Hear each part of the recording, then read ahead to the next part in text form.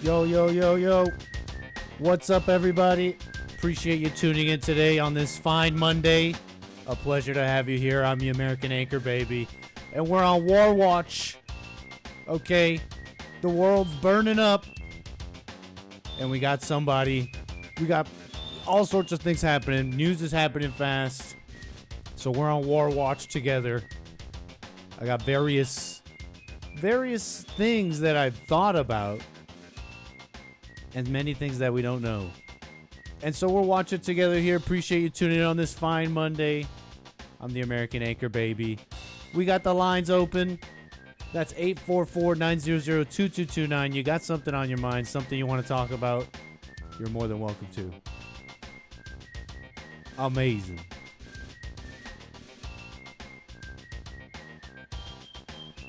Mic check, mic check. Amazing. So thank you, rumble.com/American Anchor Baby, punchy.tv/Anchor Baby, and of course my people here on YouTube. How you doing, everybody? A pleasure. How you doing?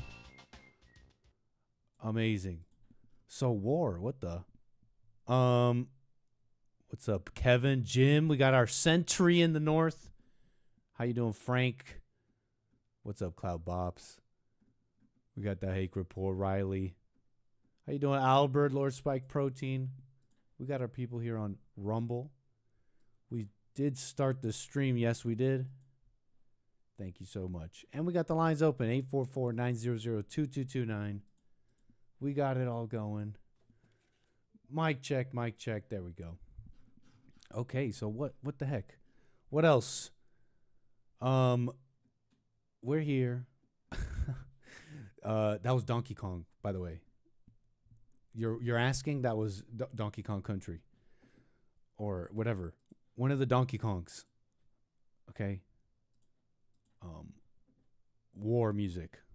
Alright, hold on. Oopsies. No, didn't mean to do that. So what can I say? We got you here. We're on War Watch. Because there's all sorts of news. Okay. Pulling it all up. And you know, we're gonna go through some of this. Where was I? Look, we're gonna go through some of this because, you know, I got some thoughts. There's some various aspects and takes that have come up, and I want to maybe briefly touch on it, but they're a little disjointed, and they're just disjointed and not really enough for like a segment, a big show. So we're here on War Watch together. And maybe even a bit of an explanation as far as I know. Like, why the heck is Iran even a thing? For the total newbies, you know, I was talking with someone the other day of our church, and they just, totally no clue. Like, why is Iran a thing? And why is Trump doing all this? And you know what? We're going to get into that just one sec. Hold on, folks. Let me know if you can hear that fan. If it's too loud, let me know. Okay. But what else?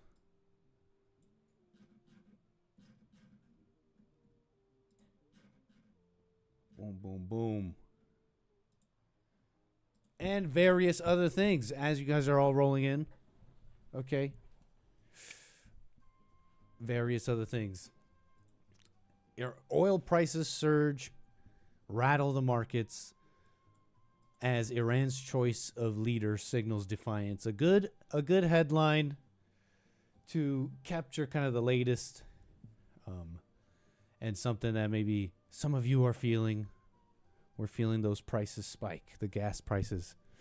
They're calling in, they're like, this is a reason to not support. This is a reason to, you know, like, blame Trump, turn on it, hey, you're not doing a good job.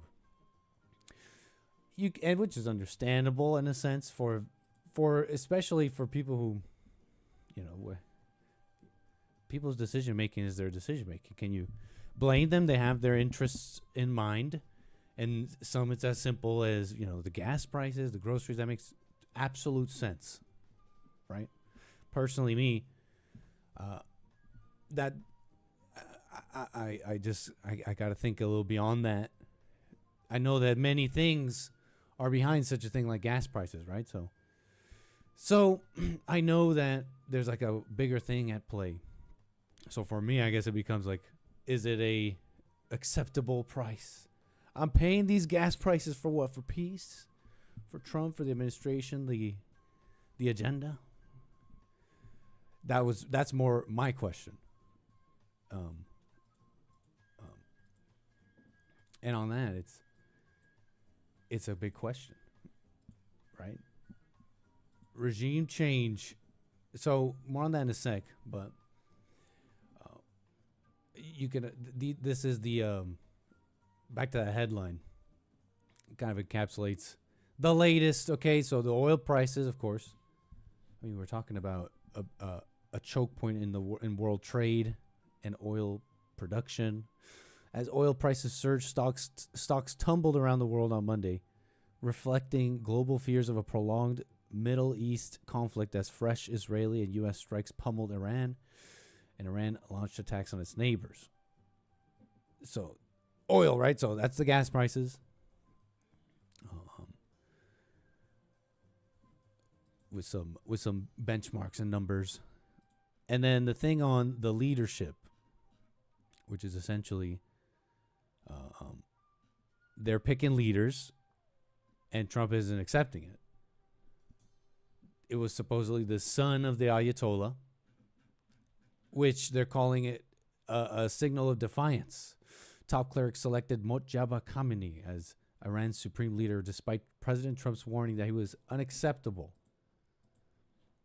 which means conflict continues, right? No resolution. And it's the leadership that's definitely a problem.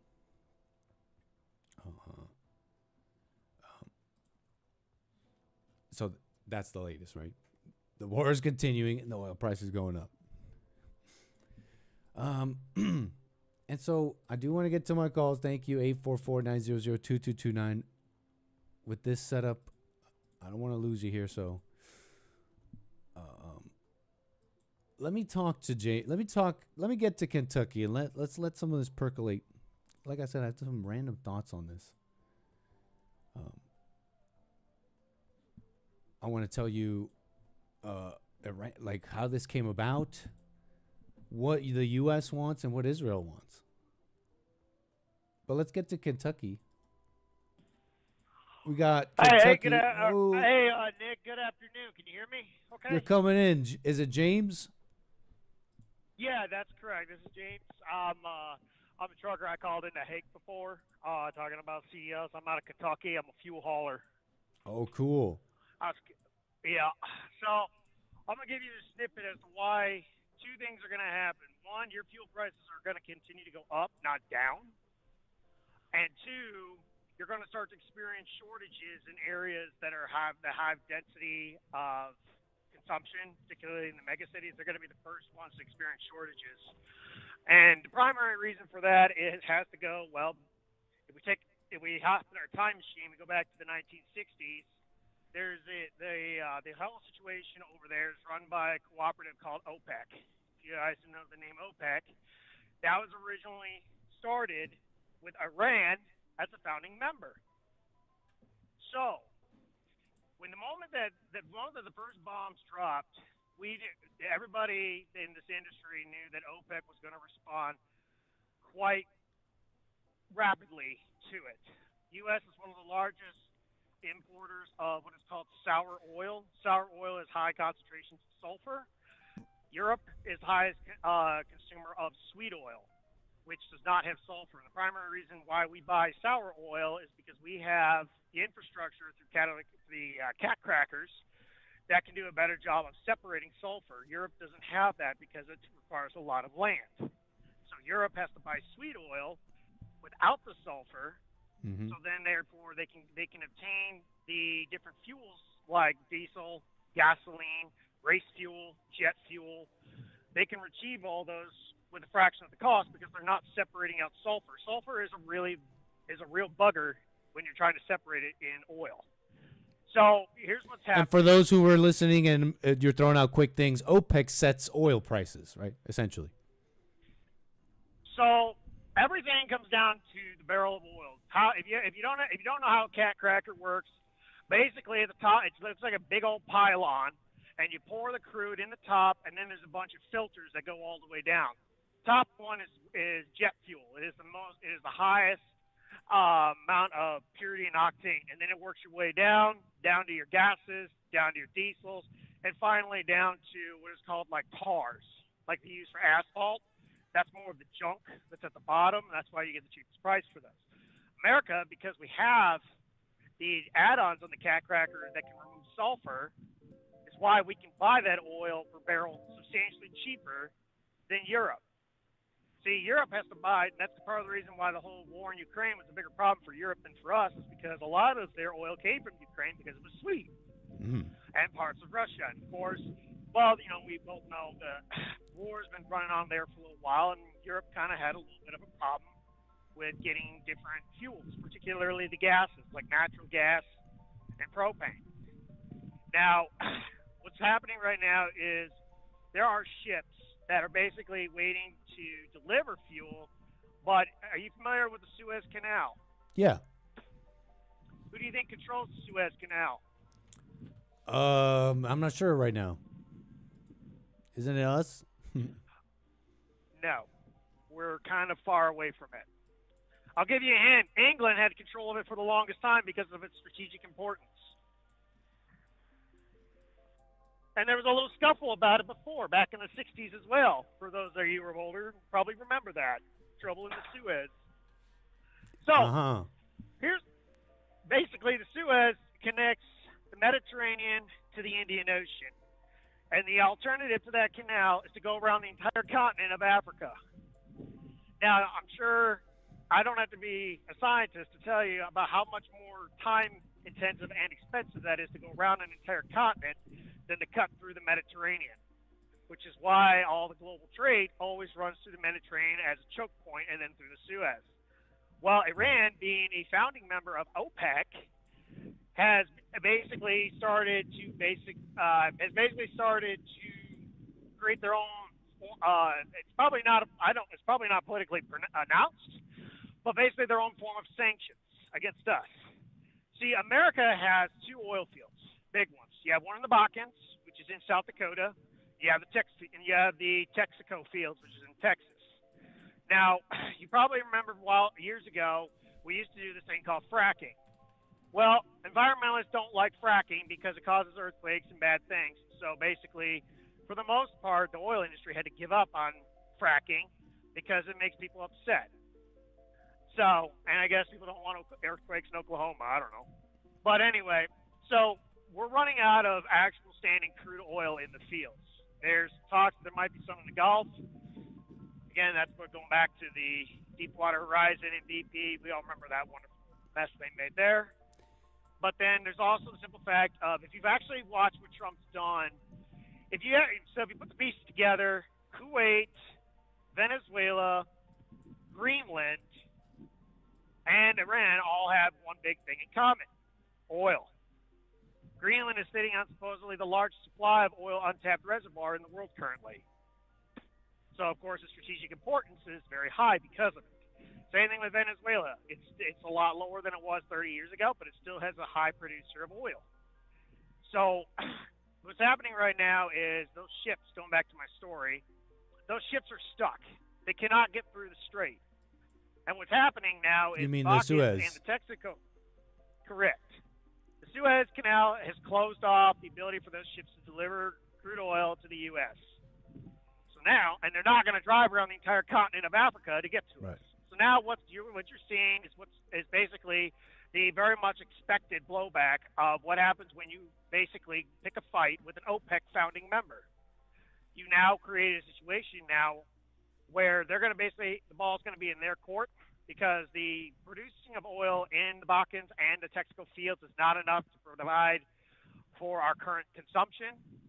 And so what's also on top of that is reserves. Well, without more crude oil, we can't make more fuel. So then the fuel that's left, that's from the crackers, is all that's left for the people to get. Now, of course, the country has a very large reserve, but the reserve is what we're using. So that's why I'm saying right now, wherever you live, and the gas price and the prices are where they are, you might as well buy now because it's only gonna go up as we continue to deplete because OPEC is not going to allow those ships to move until this whole Iran thing ends. Because again, you picked a fight with a founding member of the biggest controller of the Middle East. The only other alternative is to try to buy Russian oil, and we both know that's not going to go very well. So totally. So to summarize, you have the logistic issues of the Suez Canal and the disruption of trade through there, and you also have some economic moves done by OPEC, by one of the members of OPEC, Iran in this case. You're saying, what would you call those? Is it sanctions? So I mean, whatever. So these economic moves, I'm not politically affiliated, but in a sense, and the logistics of the trade is what's causing the oil to go up, and you don't see a end of those, at least not in a foreseeable future. Not until the whole situation with Iran blows over. Again, you pick a fight with OPEC, you're picking a fight with the largest producer of oil in the Middle East, and we don't have alternatives. That's why I think Trump's been looking at Greenland. That's why Trump looked at Venezuela, because those are large oil reservoirs. And I think you described created OPEC. Let's not forget, that's the reason we had Desert Storm back in the 90s for you older folks.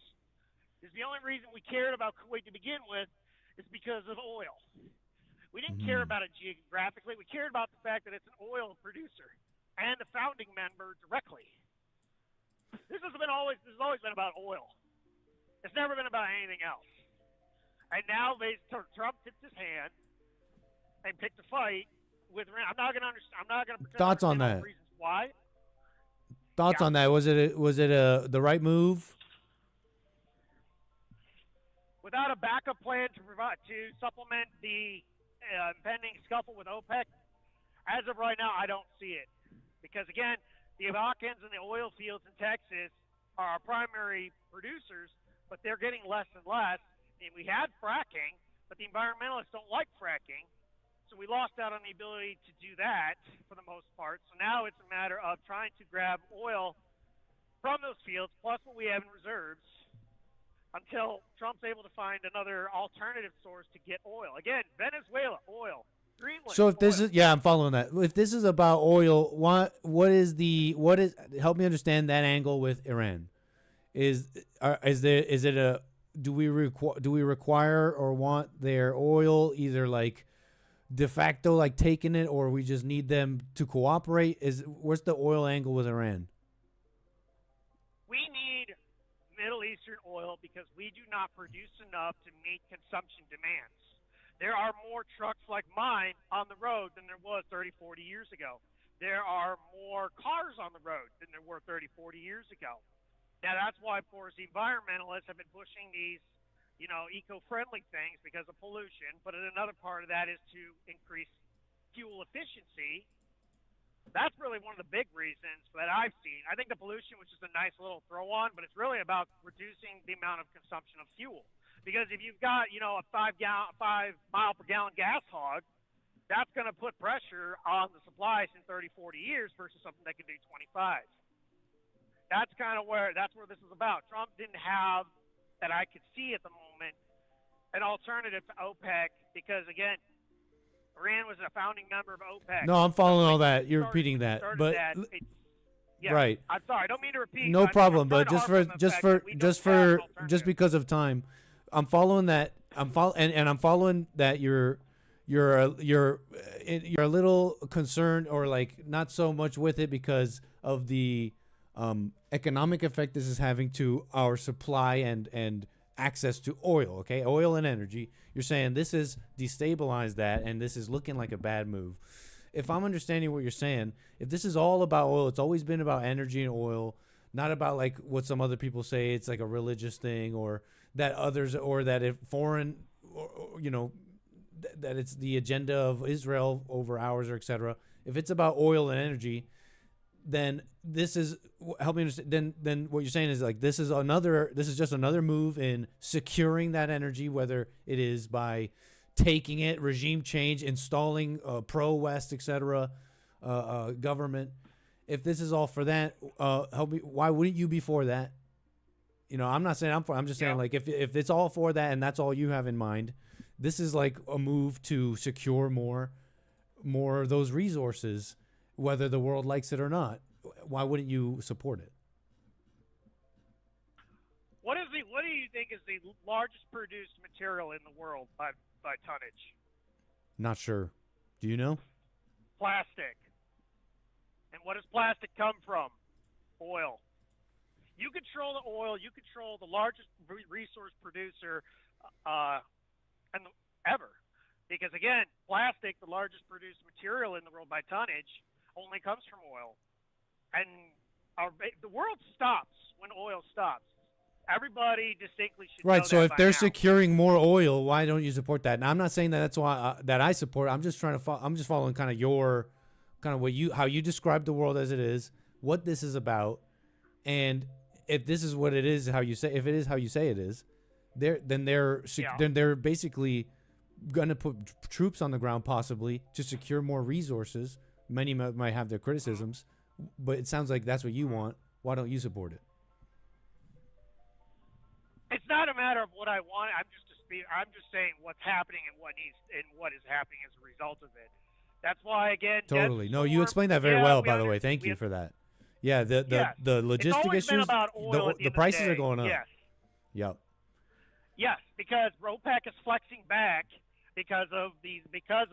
OPEC is flexing back, and whether we like it or not, OPEC controls oil over there. There is nothing you can do about that. The best thing you can do is, and I'm guessing that's probably what he's trying to do, is put people in positions that can influence OPEC and distribution of oil to the United States.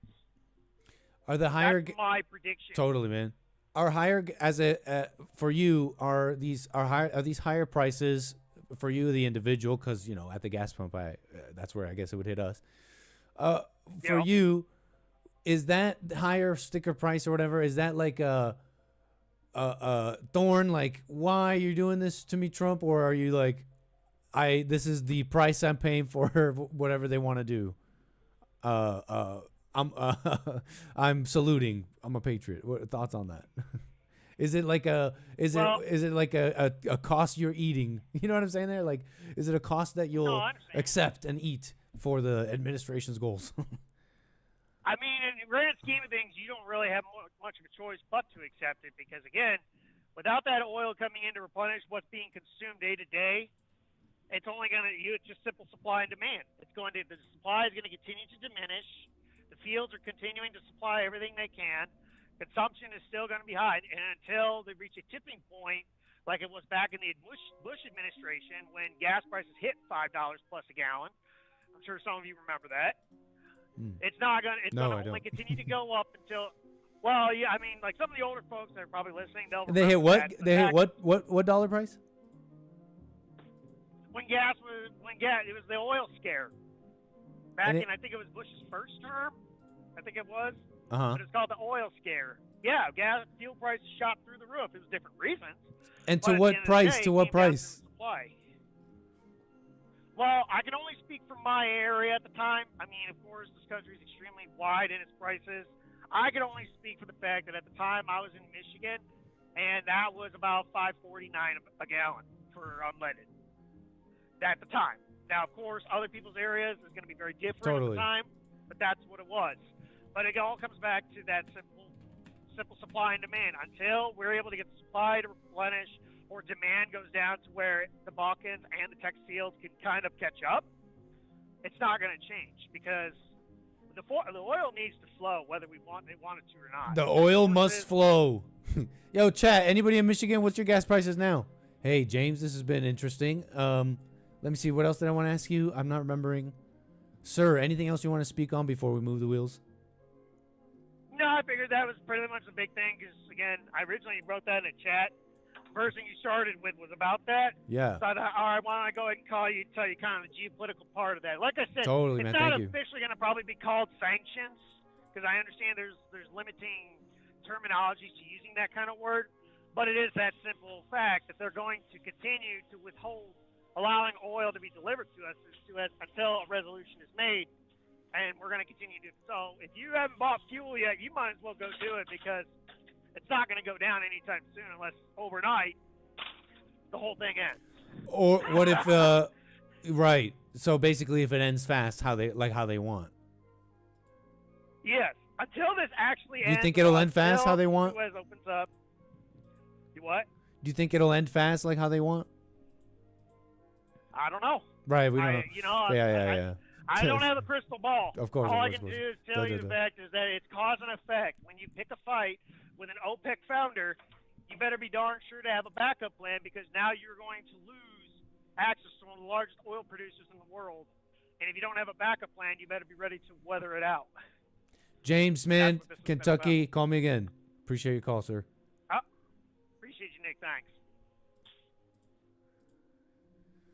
Yeah. So, like, I remember what Biden, the prices here in LA got up to, so you guys are saying $3.89 in Michigan? So that's lower than the oil scare of Bush. Grok is saying it's $3.58 around mid-grade. Yeah, $3.58 around. $3.58 around in Michigan. Lower than Bush's oil scare. What are y'all crying about? No, it's not good. You know, Biden, it got up to like almost $7 around here. So, you know, Trump has seemed to, even if it's like he said, I'm going to bring him down, and they went down a bit and they maybe went up, and it's like, I don't know. He seemed to have kept them pretty down though, like at least comparatively. It's about to go up though. Are you a patriot eating the cost for the administration's moves? That's the whole point of the topic, right? That's where the confusion is. That's where people are misunderstanding, or they don't know what's up. Should I have to eat this for the very basic thinking? I just see gas price go up, me no like. Understood. To the even more, call it sophisticated. Now I'm laughing at myself, or I mean anybody. Call it sophisticated, like, okay, but why are the gas prices going up? And let me decide on that. That is the question. And Iran is an old nation, been around. You know it is Persia. I mean, what? I mean, it's an old. We're talking old. We're talking thousands of years. Okay, and it's had a interesting history in the last 100 years. As a sovereign nation. And the problems with Iran largely stem, you got to go back to 1979. And a revisionist power came to power in that area, in Iran, in the Islamic Republic as you know it now. And ever since they've been around, they've been pursuing influence and power. And I don't know the exact score of the minutia, but you're familiar with Hezbollah and the Houthis. They call them terrorists. I mean, they're just arms of the Iranian military guard. You could call it whatever you want, but that's how it's been going. And they've had regional influence like others do. They've been ideologically opposed to the U.S. from the get, and Israel, and have had ambitions of a nuclear program as far back as all that. I know that it's like come up a lot, like, but they've been saying they're minutes away. They're just a moment of stone's throw away from a nuke. And I understand that can be used as a way of influencing, right? Let's say you want conflict with Iran. That's one way to scare the world into doing it. If let's say it's not entirely true. I can understand that. Before 1979, so like, how does that happen, right? So you got these Iranians here, the republic I just told you, and since 1979, They've been like, we are Islamic. We're serious about Islam. We're taking away the voting rights and all that from women. We don't like the U.S. and Israel. We're building a new, right? Now, how does that happen? It's like Iran's been a bit of a, is been like a geopolitical arena for a while, going back to like early 20th century. Britain, Russia, carving up the whole area. And then you get this Shah, Mohammad Reza Pahlavi, who inherited it from his father. His father and this Shah who ruled from 1941, and his father who ruled before, were tough guys that enacted big reforms in Iran and became big buddies with the U.S., with the West. And they put these reforms. They gave women the voting rights, women's suffrage and rights. That's why you get those images of Iran and the women in the beaches, and they talk about it today. Like, Iran before the Islamic Revolution was awesome. It was because the Shah and his father had worked to make it that way for decades in a big plan to modernize and really grow the economy and bring up the really westernized. They saw the West and the quality of life. Let's do that, but to do that you have to be friends, and to be friends you have to give women the right to vote. Some know the history and the score better than I, the minutia. Different Islamic groups held on to their grievances, weren't with all that. Anyways,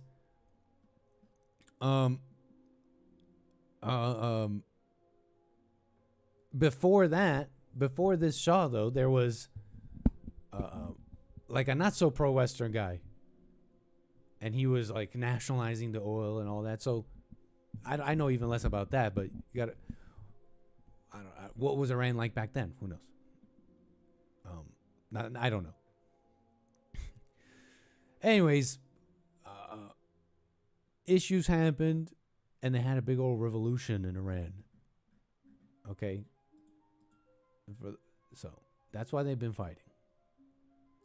Now the U.S. has like different concerns than someone, let's say, a lot closer, like Israel.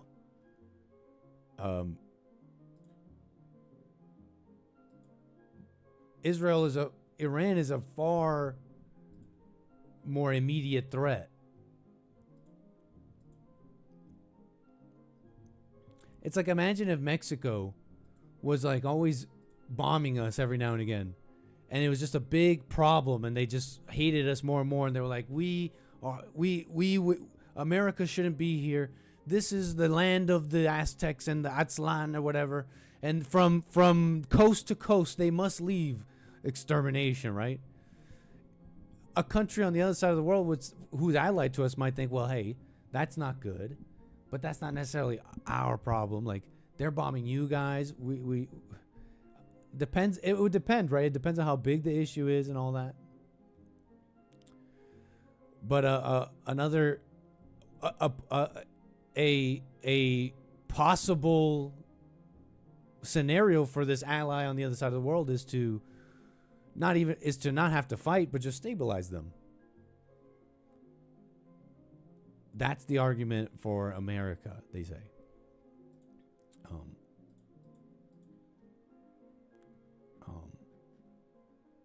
And when you see it from Israel's view, you can like understand it.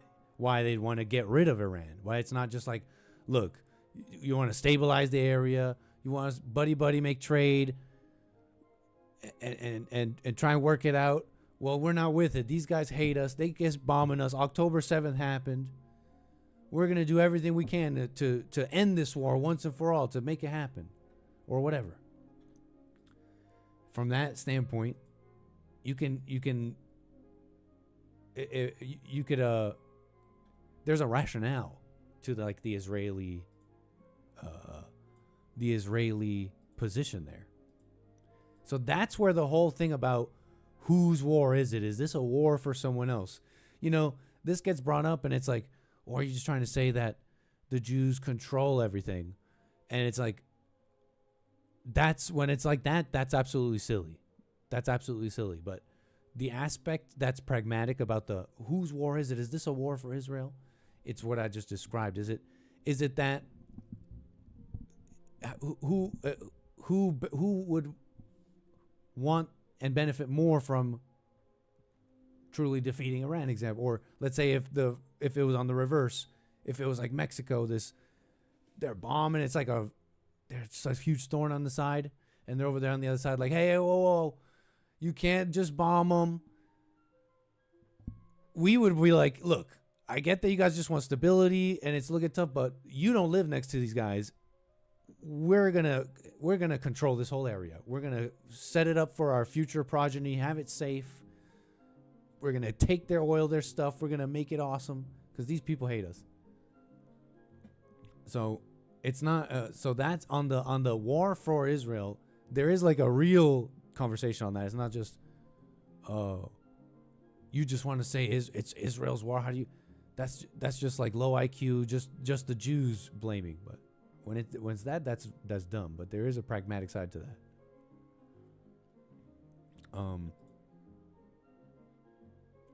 Anyways, we got to get to some of this news and your calls. I want to get back to you, 844-900-2229. But this thing going around about Trump, he was dragged into this war. Israel runs things. You know, I gotta say, I agree with Michael Tracy and I think even Nick Fuentes, who's they're just like, no, a vote for Trump. I think he didn't vote for Trump, Nick Fuentes, and they're saying like a vote for him is a vote for Iran, a war with Iran. You know, so those who are saying like, oh, he got dragged into it or something like that. Right? He's just like there is no Trump. It's just Bibi. He's doing his bidding. No, I think it's like he wanted to. Like, this has not been like a surprise. The clip is left ear only. If I were president, yeah, I can't fix it. A leading candidate, I'm the leading candidate by far to be the next president. And that leading candidate was under threat. If I was president and the candidate was under threat, any candidate, Republican or Democrat, and by the way, I want to thank the Democrats because they just increased funding for the Secret Service, who work very hard. They increased funding for the Secret Service, and nobody will believe this. It was a unanimous vote. Republicans, every single Republican, every single Democrat present voted in favor. That was the first unanimous vote we've seen in a long time, and that's to increase the funding of the Secret Service. So I thank everybody in Congress. But if I were the president, I would inform the threatening country, in this case Iran, that if you do anything to harm this person, we are going to blow your largest cities and the country itself to smithereens. We're going to blow it to smithereens. You can't do that. And there would be no more threats. There would be no more threats. Trump during the 2024 presidential campaign vowing to avoid conflict with Iran, a promise he has shockingly betrayed. Michael Tracy writes, oh, wait, scratch that. It's actually him threatening to blow up the entire country, which he's now doing. Yeah, this is not something that's been off the table. Before making a decision, before making any kind of like moral statement, I agree with it, I don't agree with it, this is why it's wrong, this is why it's right. For those who are like stuck in like maybe like a false reality, Trump promised no, Trump he's breaking this promise about no Iran or something like that.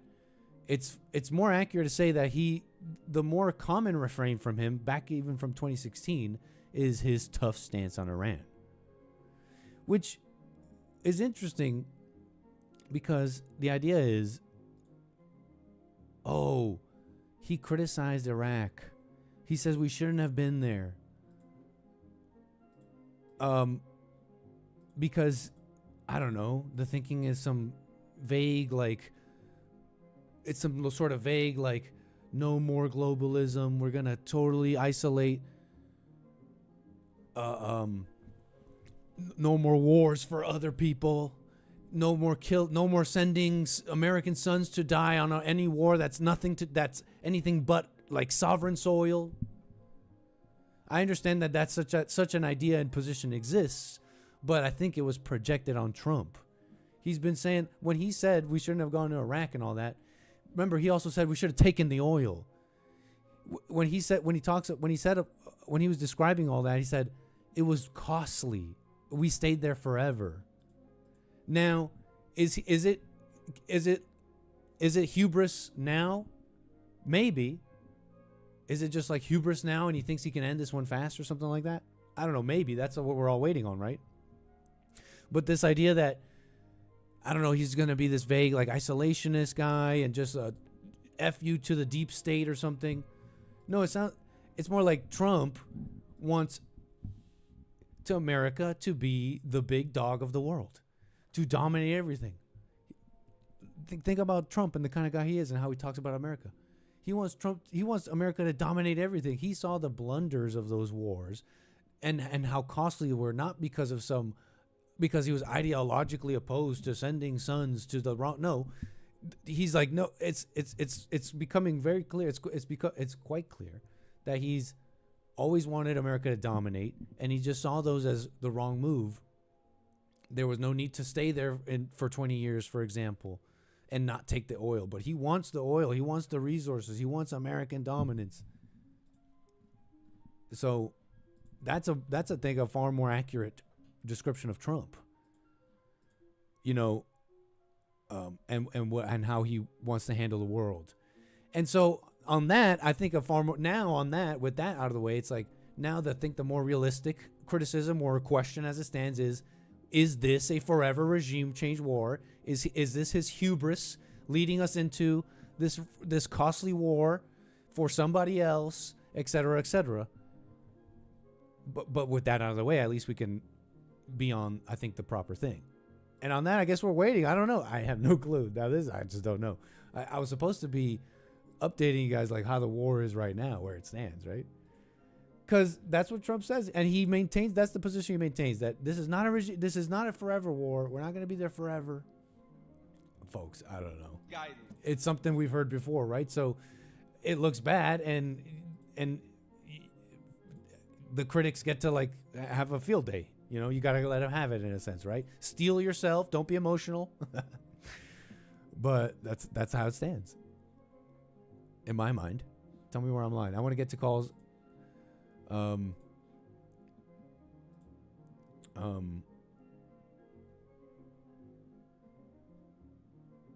are y'all saying?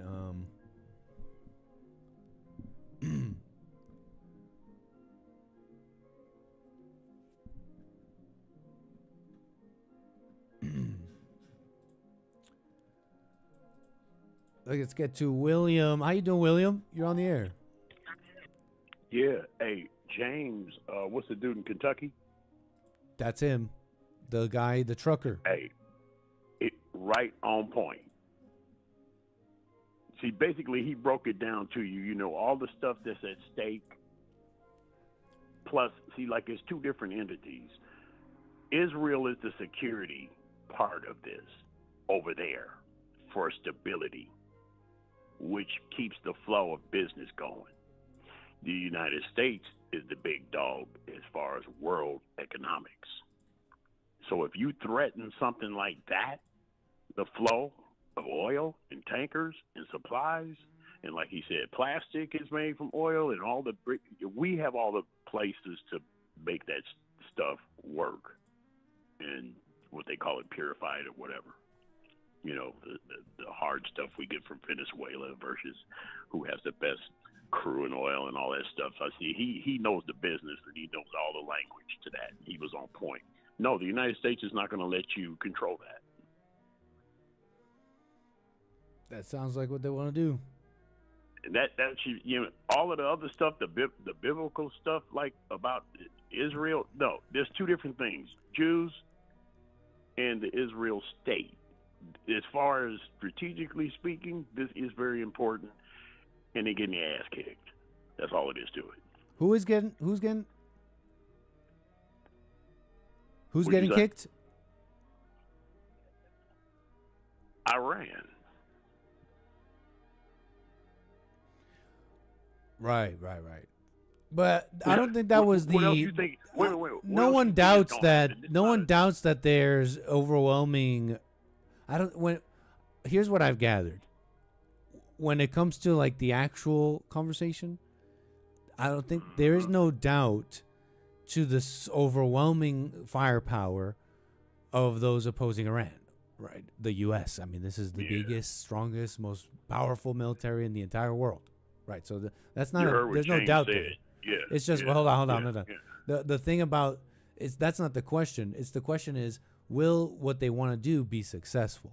Because it's not a question that there's overwhelming firepower. The question is, they want this operation to be short? But they also want to.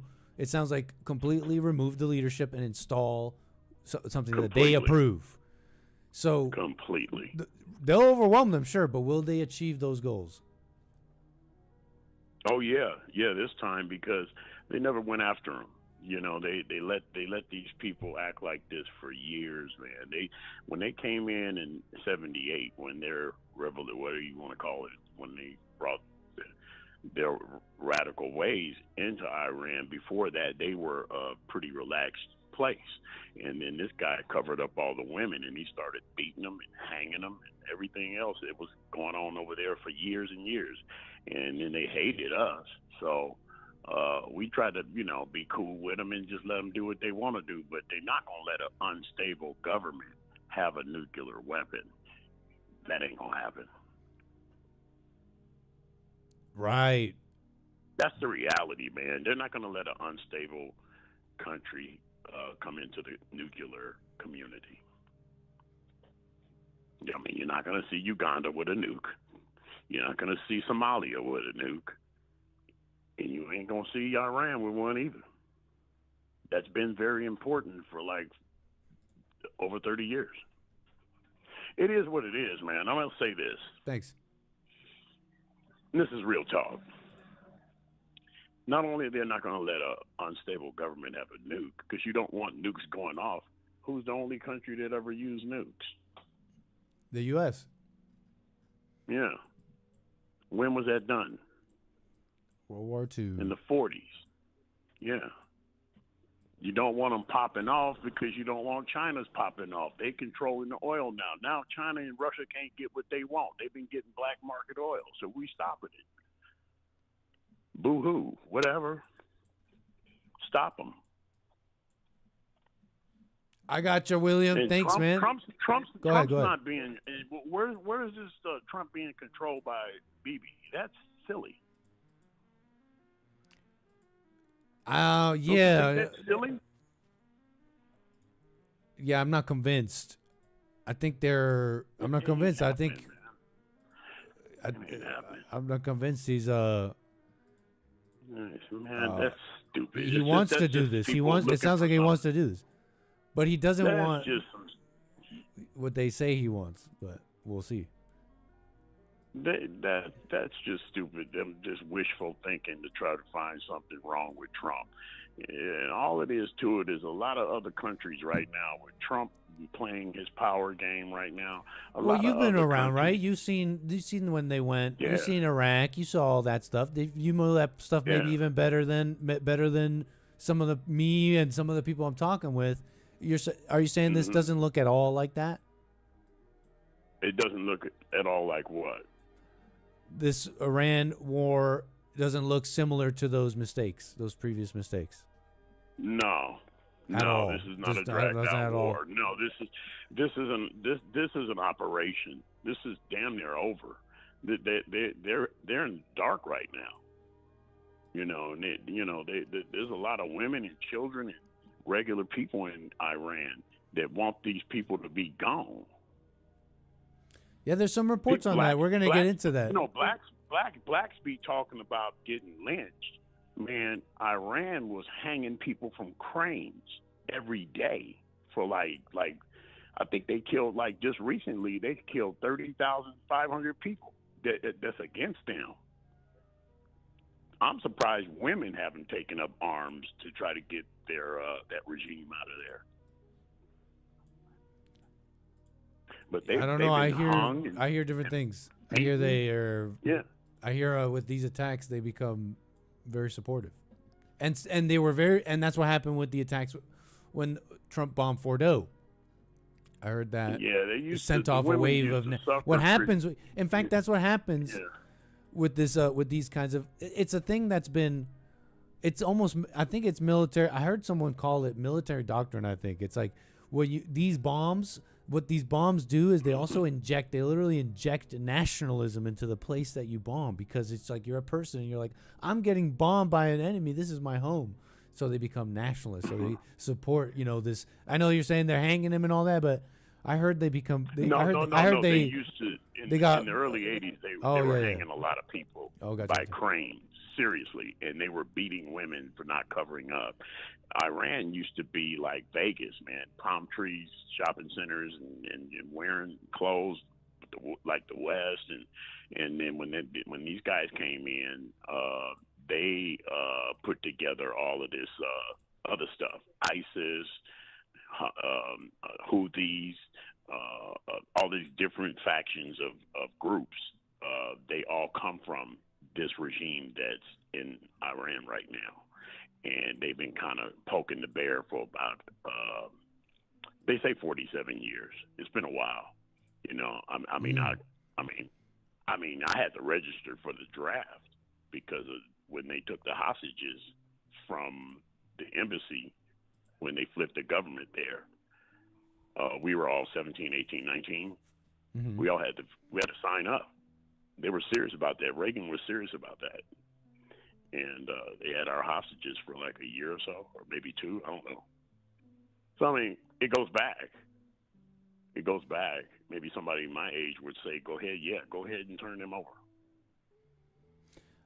I think Trump said about that situation back then, too. I think he said he saw it as a huge, huge shame that we didn't do anything to Iran for having those hostages. Yeah. When he was when he was a lot younger in the mid '80s, mm-hmm. They even asked him, to run for president. I think Oprah Winfrey. A lot of people interviewed him about running, but he didn't want to. He got into his business, and now that he is president, I could see him doing this. He's not playing around with him. I mean, like I said, the first 50 minutes of the attack. And we do have 3 secret new weapons. The first 50 minutes of the attack, they killed 57 leaders. And then 2 days later, they killed the B team. And now their son is the supreme leader. And Trump doesn't want him either, because he said he's going to make the decision who runs Iran after we get done with this. And if anybody can do that, the United States can do that. We can definitely do that. It's not a problem. You were mentioning, what if Mexico was doing that to the United States, saying that it was our land originally, or Canada, maybe, what if they were doing that to us? Would they help us? They probably would, Nick, but you have to take a look at two different situations. The United States. That's not really why I brought that up.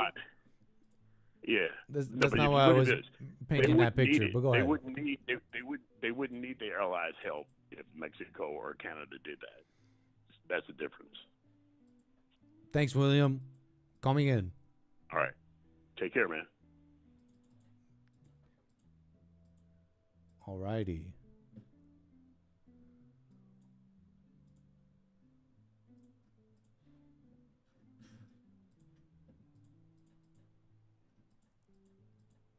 All righty.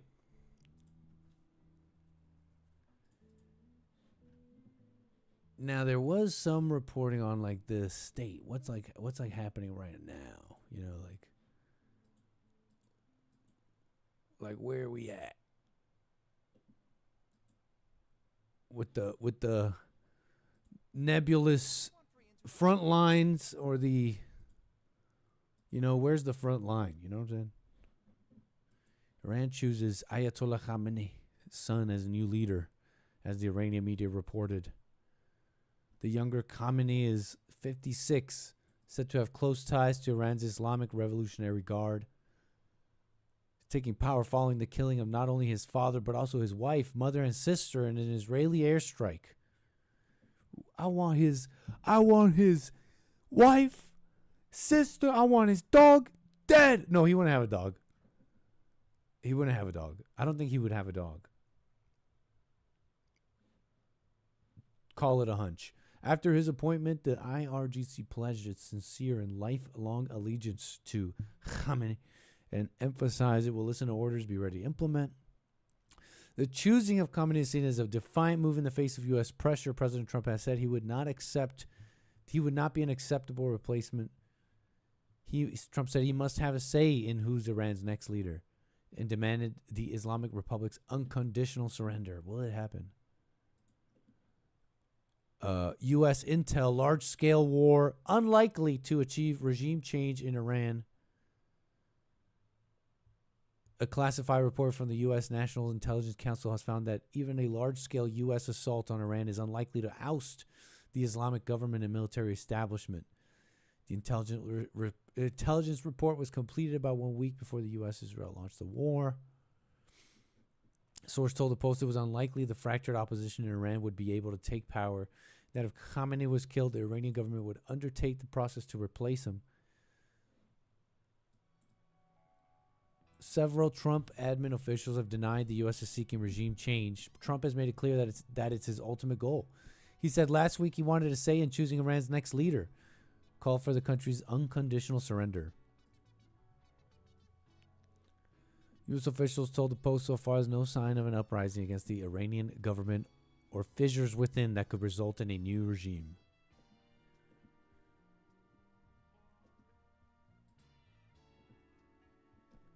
Black rain.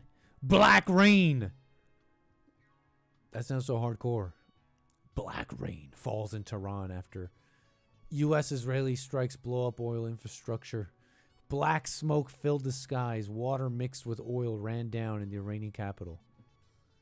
Black rain. Whoa, bro. Hold on.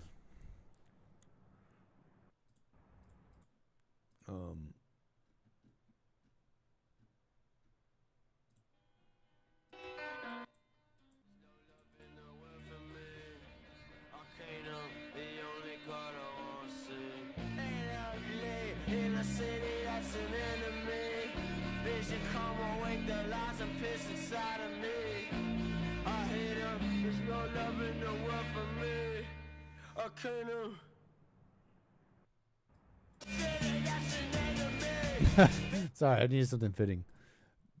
That's pretty hardcore. Black rain. The Israeli military said on Saturday it struck several fuel storage complexes. Footage from the aftermath shows large fireballs, black smoke. Iranian authorities urge residents to stay inside, warning the spread of toxic chemicals.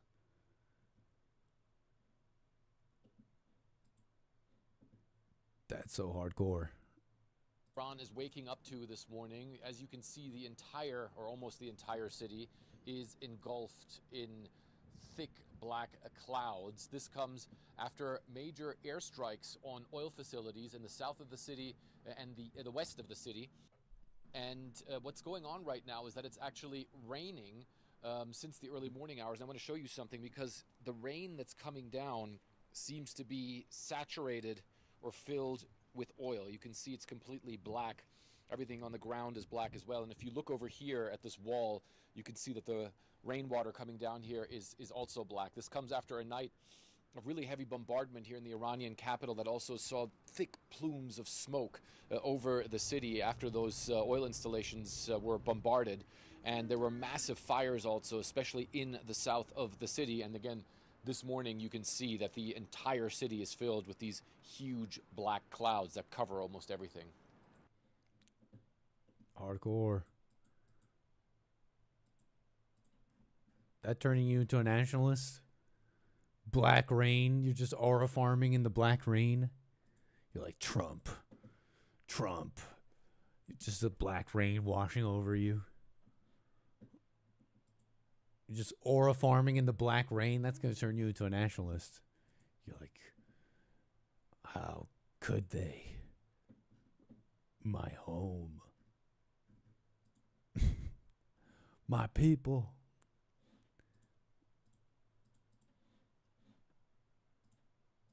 Oops. Oopsies.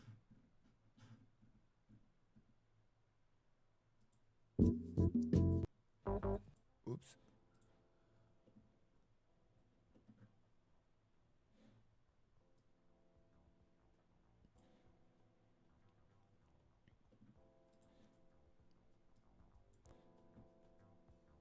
U.S. Central Command to confirm the death of a 7th U.S. soldier in President Trump's war with Iran, as Iranian missiles and drones have successfully struck U.S. bases in the region. CENTCOM said the soldier had died of wounds sustained by an earlier Iranian attack.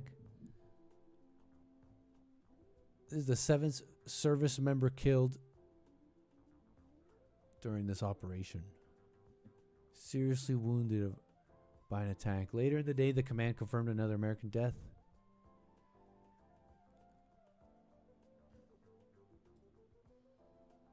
Six other soldiers confirmed dead were killed by Iranian drone strike on a makeshift operations center. One other thing about these drones.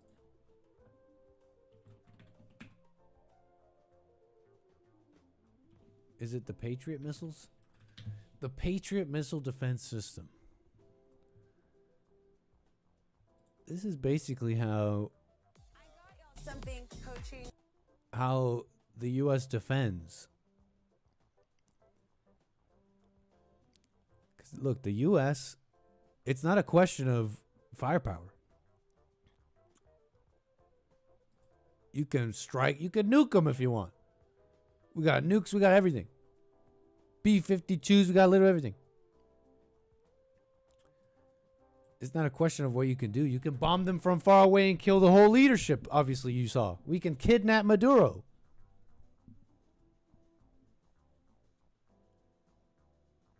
That's not the question. It's like, are they going to achieve what they want in the time they want? And showing that it was a good move, positive, right? A move, like a positive move or not. These missiles, for example, and then the other aspect is big, right?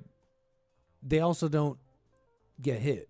America is strong. They can hit anybody they want, and they also don't get hit. They don't take hits. They don't lose soldiers. Okay, they don't lose anybody. They try, at least they try not to, right? This is why. These big, expensive, technologically advanced defense systems. But they're very expensive. One of these missiles is like $1 million.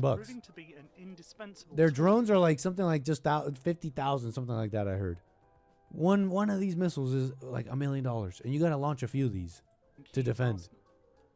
Because you don't want to, like, what if the first one doesn't take, right? The system is defending Ukraine's ground troops, cities, and critical infrastructure amid a barrage of Russian attacks. Ukrainian forces to intercept the... We're going to get hit with copyright, I bet. Hold on. Let's just go to the... ballistic show us the money shot. Now, Patriot systems are helping Ukrainian forces to intercept those projectiles. That's according to a Ukrainian air defense commander interviewed by the list of multiple components. 3 of its main parts sit on top of truck platforms. The radar tracks missiles and other targets. It can detect aircraft up to 62 miles away and ballistic missiles more than 100 miles away.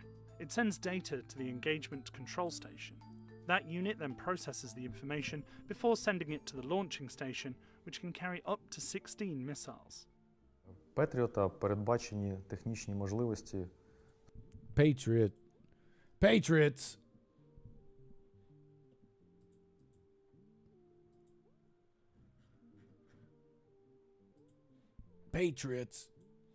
Okay, on the soldiers dying for America, like, here's the thing that, tell me what I'm getting wrong about this.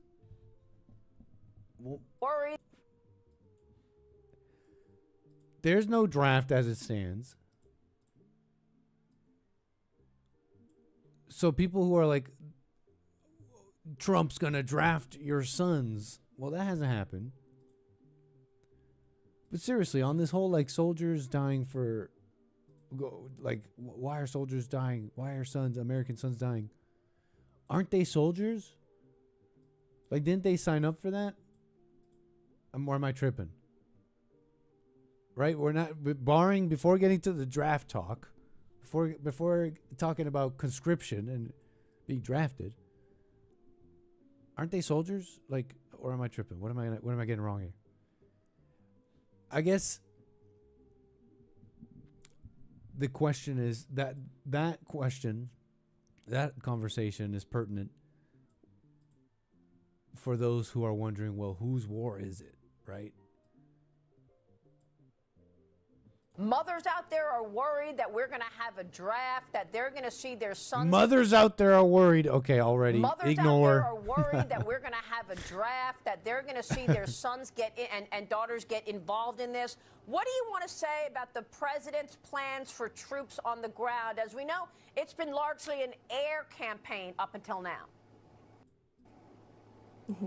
It has been, and it will continue to be, and President Trump wisely does not remove options off of the table. I know a lot of politicians like to do that quickly, but the president, as commander-in-chief, wants to continue to assess the success of this military operation. It's not part of the current plan right now, but the president, again, wisely keeps his options on the table. Mothers out. She's talking about boots on the ground.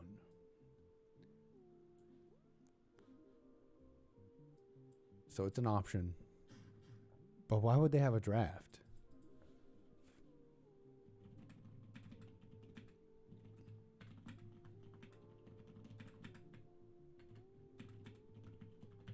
Why would there be a...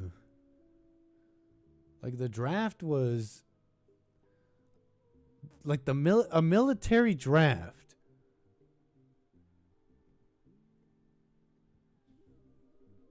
Am I tripping? Like, that's like really extreme. That's like World War stuff. That's like, this country won't exist if we don't fight anymore. Like Ukraine. We're about to get taken over and we need to keep fighting. So we're conscripting people. This is a world, we're in the World War. We're having World War II right now. Anybody, are you paying attention? Like, that's really extreme. Am I tripping? Like, there's no military draft for... Was there a military... Like, for example, why would there have been a draft for the Iranian thing with Reagan? Like, I know that, for example, I have to sign up like everybody else, and I'm sure like William, you have to sign up for the selective service, which I believe just has to do with you being on some registry in case they need to find you, in case there's a draft or something, but that's not you getting drafted. Like, there was no... Was there a draft with the... Was there a draft with the Iranian hostages and Reagan?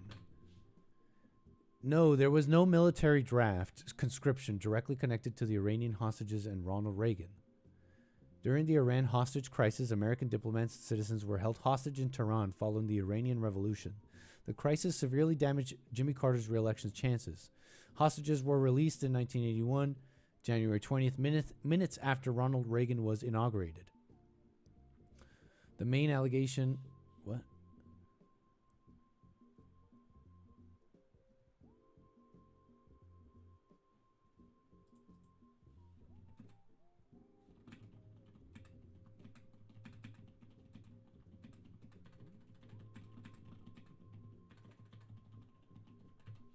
So yeah, there was no military. They wouldn't need to be one. Like, they already have soldiers, unless this was like a crazy huge fight.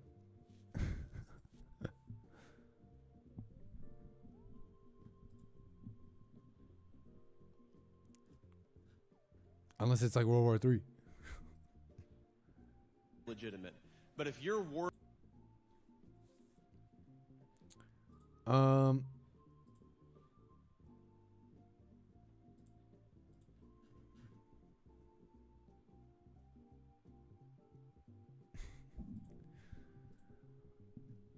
Where was I here? I have so many tabs open. Jeez, hold on. Confused.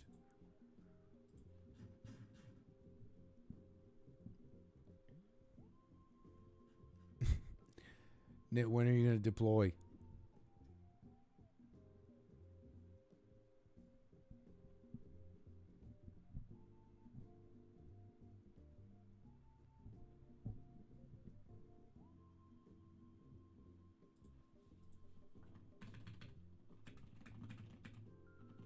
Draft.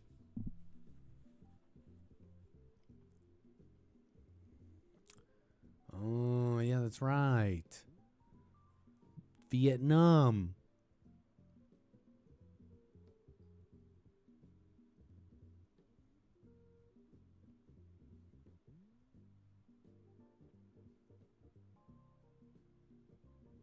That's right. That was the last draft. It was Vietnam.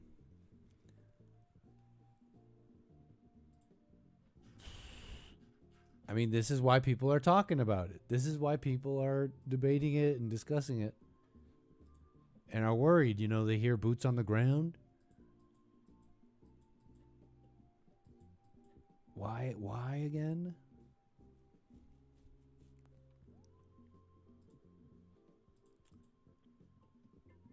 It's obviously on the table. It's clear. It's obviously on the table. Boots on the ground, so that's why people are talking about it. Okay, folks? You know it.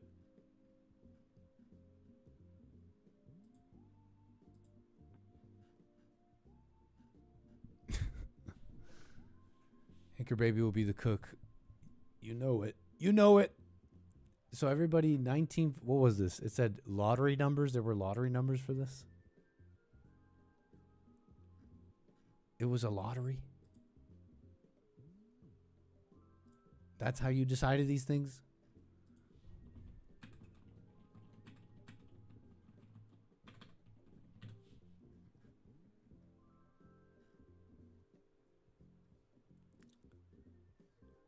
December 7th, 1972, they called up men born in 1952 and earlier who had been assigned low lottery numbers.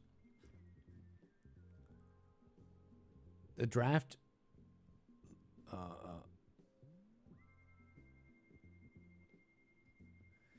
before 1969, the draft often favored drafting older eligible men first. To make it fairer and more random, the U.S. introduced a birthday lottery starting in 1969. On December 1st, 1969, officials held public drawings. 366 capsules, one for each possible birthday, including leap year, were placed in one drum.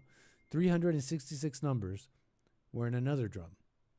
Capsules were drawn one by one, and each birthday was paired with the exact number drawn. The result, every eligible man's birthday got a random number from 1 to 366. This number determined the order of call for induction. Low numbers, called first, meant you had a higher risk of being drafted.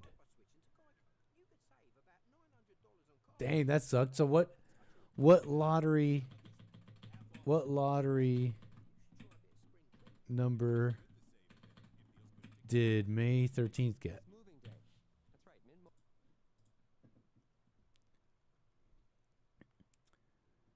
May 13th got a lottery number of 295, a very high number. So those years, the people born on that birthday were very unlikely to be drafted. The Anchor Baby may have been safe from this. Okay?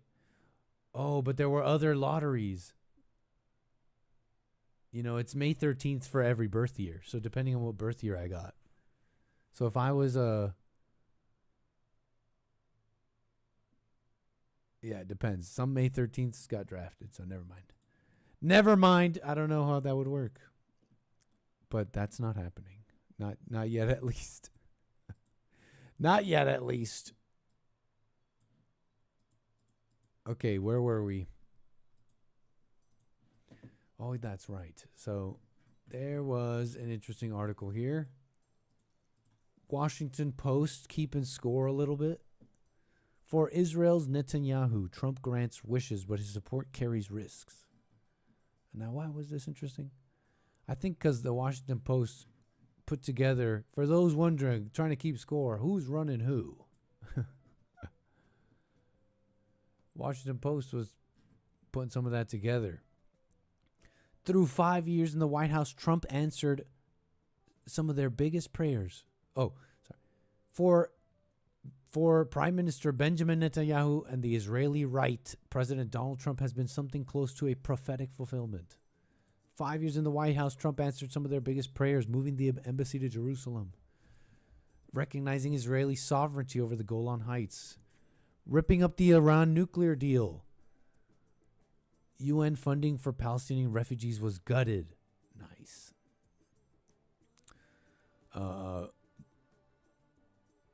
And the morning of February 28 brought the biggest yet, a full-scale attack on Iran by the largest buildup of U.S. forces since the Iraq War, something Netanyahu has beseeched American presidents, Republican, Democrat, to carry out for decades. It was also by a wide margin the most consequential bet these two political high rollers have taken together.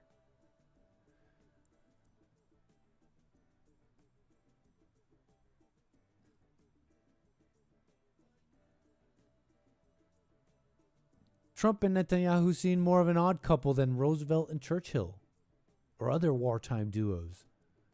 At the heart of their hot and cold relationship is partnership is a frequently asked question of who is really driving whom.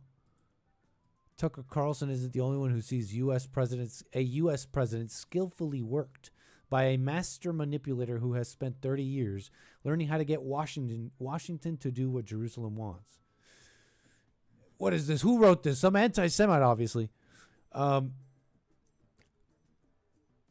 Israel, however, the view is different. Netanyahu regularly touts his relationship with Trump, reeling off the unprecedented policy shifts in Israel's favor. But the same president who has given more than any prime minister dared to dream has also made Netanyahu swallow things many thought he never would. In the Gaza ceasefire agreement, for example, Trump demanded a role for the Palestinian Authority in post-war Gaza governance involved the post-war Gaza governance involved Qatar and Turkey over Netanyahu's furious objections, and personally ordered a halt to Israeli bombing while its jets were airborne. They turned around. Oh yeah, remember that? They were about to bomb something and he's like, "Stop it. You stop it right now." And those jets, they turned around because Washington Trump has also put the brakes on Israeli desires to formally annex parts of the West Bank more than once, and he forced Israel to accept at least a potential heavily conditioned pathway to Palestinian self-determination and statehood in the future. Well, I didn't know that. He forced Israel to accept at least a potential heavily conditioned pathway to Palestinian self-determination. I didn't know Trump was a two-stater. Trump's a two-state solution guy. He's a two-state solution guy. In the future, cracking a decades-long cornerstone of Netanyahu's political identity. No one but Trump could made him do that, said Yohanan Plesner, president of Israel Democracy Institute. It's a popular narrative in the U.S. to say Trump's abiding by Netanyahu, blah, blah, blah. When you look at the picture from the Israeli standpoint, it's almost the opposite.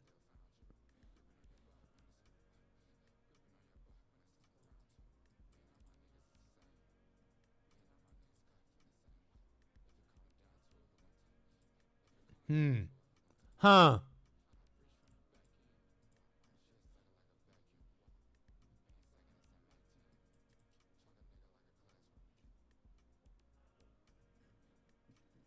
I think that was it for this one. I think that was it for that one.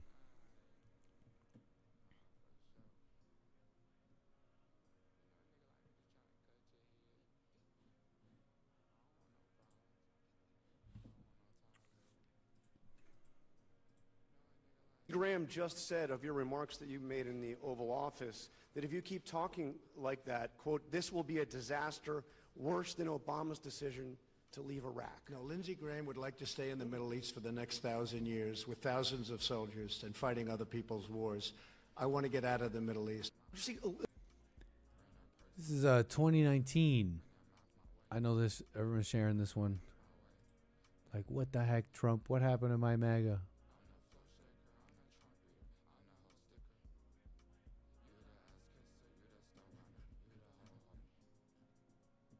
"2019, Trump at a White House event with Italian officials. He appeared to affirm the steadfast U.S. principles amid foreign policy discussions."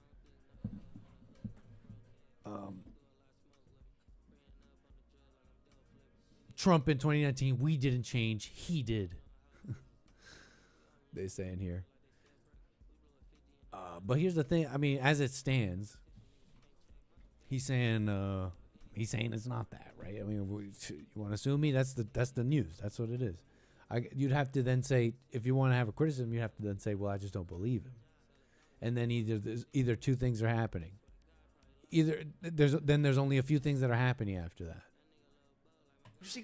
You could say we didn't change, he did, but I mean, as it stands, his current position about Iran is this. That, quote, this will be a disaster. That he doesn't want a forever war.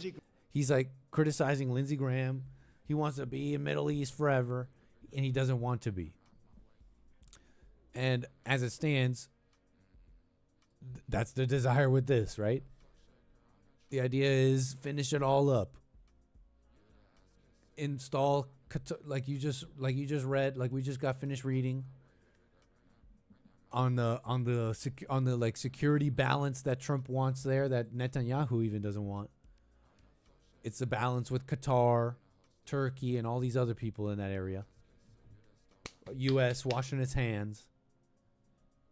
Now you may not believe him, and that's we could talk about it. That's the concerns people have right now. But to say, oh, he's, I don't know, just like he's just like it's just Bibi running everything, or no, this seems more like this has been the plan, and he wants to dominate. He wants America to dominate, and he thinks he could do it. He thinks he could do even all this. Now, you may be able to say that it's hubris or something, but that's the idea. Cleaning, washing their hands of the Middle East.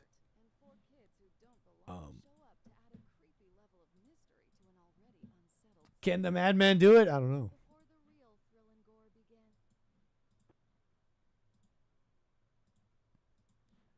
Can the madman do it?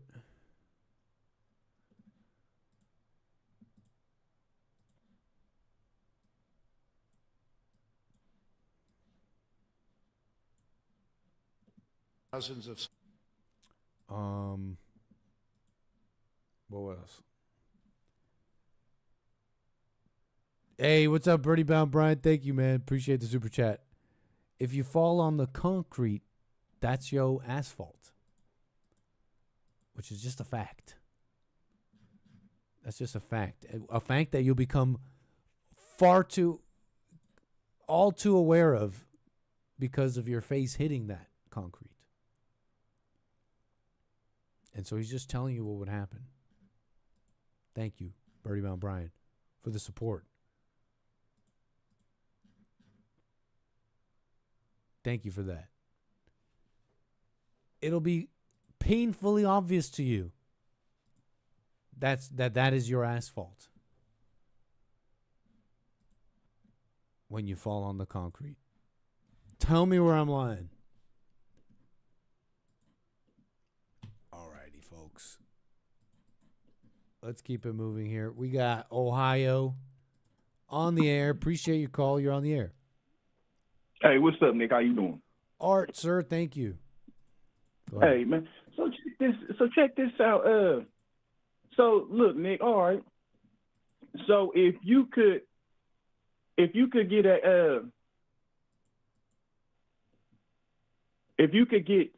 a Lamborghini or whatnot, keep in mind you keeping the quality. You hear me? I'm hearing you. So you get a Lamborghini or whatnot, you keep the quality, so it ain't no, and it's a Lamborghini that's worth $10,000. 2024 Lamborghini worth $10,000. This the nice one. Would you get that, or would you hold up now? Before you answer that, or would you get the, or would you get the? Let me see. Or would you get the Honda for $30,000? You're saying the luxury car is cheaper? Yeah. In this hypothetical? Yeah. And it's what? It's a Lambo? You said it's a Lambo? The real Lambo. Man. Souped up everything. 2024 or whatnot. You're giving me two. You're giving me two options. Nothing's wrong with it. You're giving me two options that I don't want. This is terrible. These are two terrible financial decisions. You're giving me two terrible. Let me tell you. These are absolutely. No, but I'll take the Lambo. Obviously, I'll take the Lambo. Now, if I really thought about it, I wouldn't want either, and I wouldn't even want the Lambo, even if it's cheaper, because of maintenance costs and all that. Then it'd become quite clear why Nick doesn't, ride around in a Lambo. It's not just a matter of just simply owning it; it's upkeeping it and all that. You got to be a particular, I don't know, tax bracket or something. But yeah, I'll take the Lambo just to for argument's sake, because I feel like you're going somewhere else. So let me play along, because totally the Lambo. Man, you know I'm going somewhere else, and it ain't the California. So check this out. So they said the females, the old saying is females, they don't get paid or whatnot. They get lower pay or whatnot. You see what I'm saying? And they said that they trying to fight for the same rights to get the same pay as the men. So, okay, so let's look at it like this. All right, so if as a businessman, if I know that I can pay you lower or whatnot, and I can get you for a cheaper rate and hire a lot of y'all, why ain't they doing that? You see what I'm saying? And I say why ain't they doing that? Because they already know that the female's output ain't like a man's, or they ain't equal to a man's. You see what I'm saying? Classic. If Artie Art is expecting $20 or whatnot, and I do good work, and a female is saying that she's only getting paid $15 an hour or whatnot, and she do the same amount of work, who are you gonna pick? You gonna pick the female. But you ain't gonna pick the female if you know that she ain't putting out the same output, or if she's coming with a whole bunch of drama, correct? Totally, man. Classic glaring hole in feminism. It's really a load-bearing wall they overlooked completely when they were building their house sand, known as feminism. They thought to themselves, wow, women get paid 70 cents on the dollar than men. They never stopped to think, why aren't employers clamoring to get the 30% cheaper labor? They'll get illegals. They'll try everything to get cheaper labor. You're telling me they're not going to get 30% off their labor costs just by hiring women? That's a dream. Yeah. Because But this is a classic one, but that research had nothing to do with individuals' wages. By the way, it's also illegal. We have minimum wage and all that. If you could clearly show that someone was getting paid lower, that'd be a crime that you could prosecute. That research simply had to do with the fact that men work harder than women. That's all it was. In an aggregate sense, women earn 70 cents on a dollar because they work less. They're less skilled, and all those things. Had nothing to do with individual wages and them getting illegally paid because simply they were women. But classic But on the feminism conversation. Yeah. But you even still brought got up Art? you What's even going brought on? up but you even brought up another Yo, point of Art. not in, hello? Am I live? Am I here? Yo, can you hear me? Nick. Am I still here? Am I live still? I think I'm still live. Maybe we lost Art there.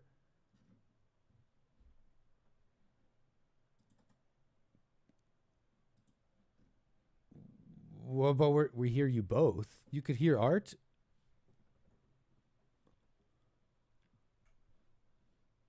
Wait, what? Something's going on.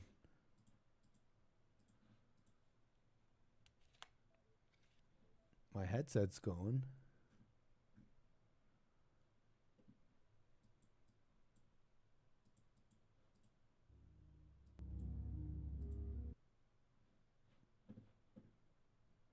Something terrible has happened. Catastrophic, even. Hold on, folks. I dropped you, Art. Something was going on.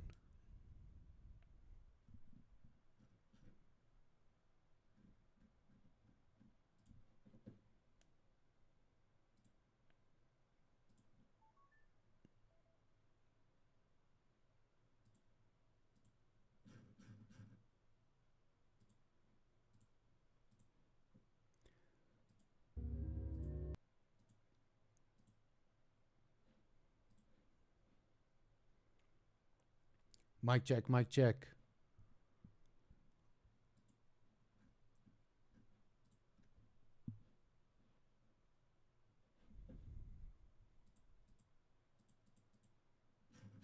What the heck?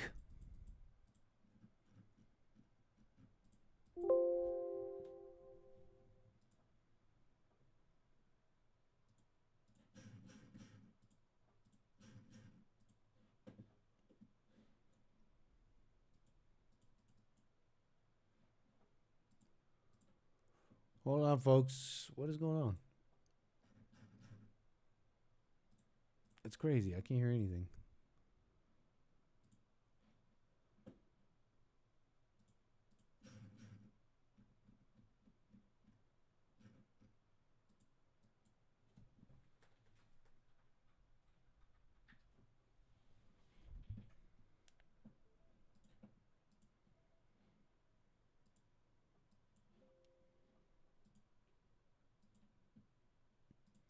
What the heck is going on?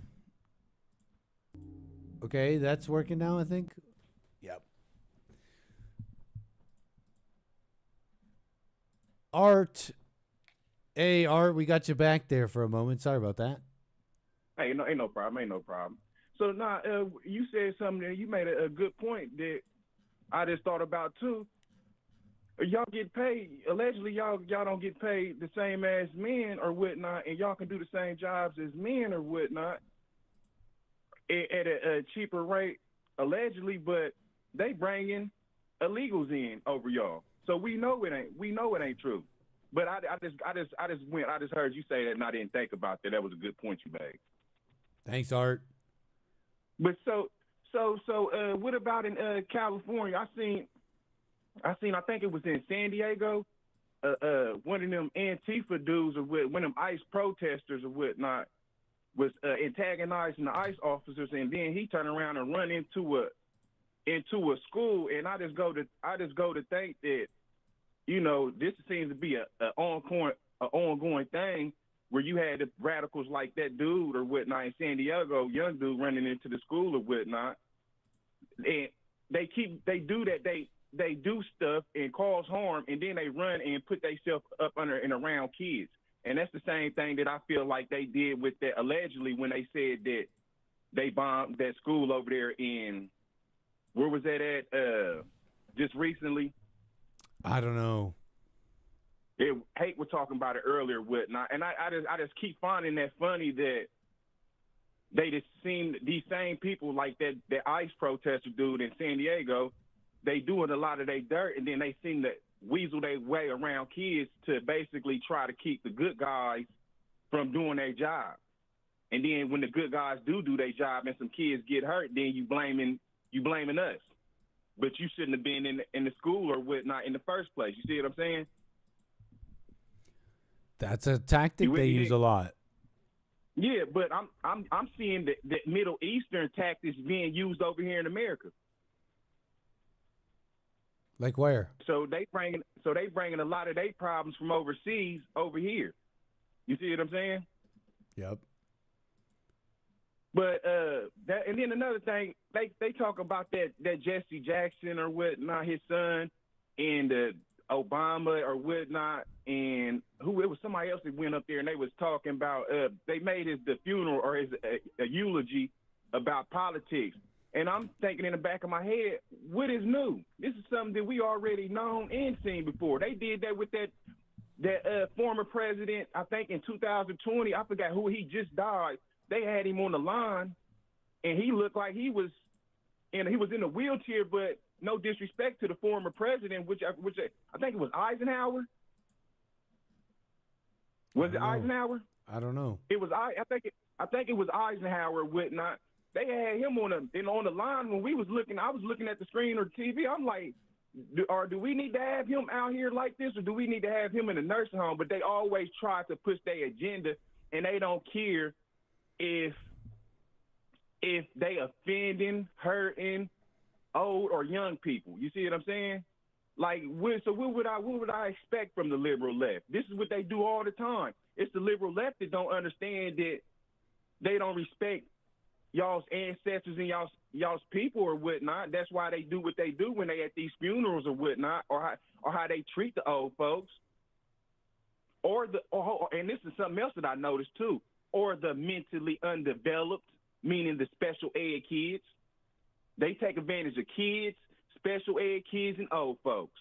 The liberals do. You hear me? They'll on the surface. Yeah, on the surface. Yep. So I mean, they acting all surprised that they at Jesse Jackson's eulogy or whatnot. Like, this is what we already know, that a leopard don't change his spots. But God bless you, Nick. I appreciate you for taking my call. Thank you, Art. And I'll catch you later. Call me again, man. Thank you for that. Yep. Keep up the good work. I'll catch you in Hake later. Amazing. Oh man, I'm a little distracted here. But thank you, Rumble, for all the support there. Appreciate that, buddy. Thank you.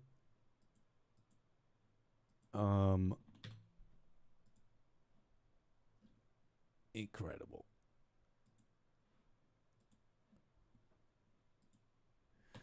Thanks for the coffees, someone. I appreciate the coffees.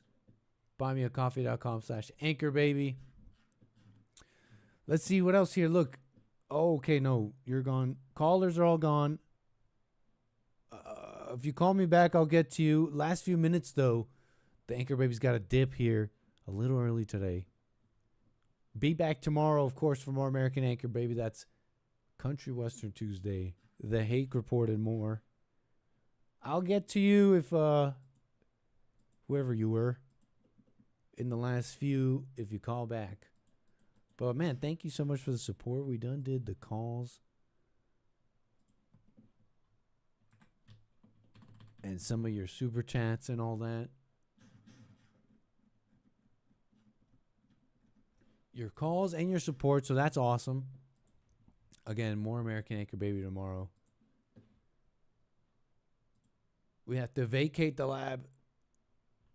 We have 2 minutes left. We're going to leave all this for tomorrow.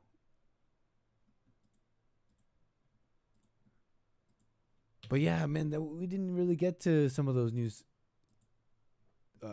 events people brought up. I know it was big on the news, but the attack on some school, but also that Muslim, or those Muslims who threw a bomb. They threw an IED that didn't go off here in America. What in the heck? That's going off. But folks, like I said, more American Anchor Baby tomorrow. Thanks everybody for the support. I'll see y'all tomorrow. Take care. Peace.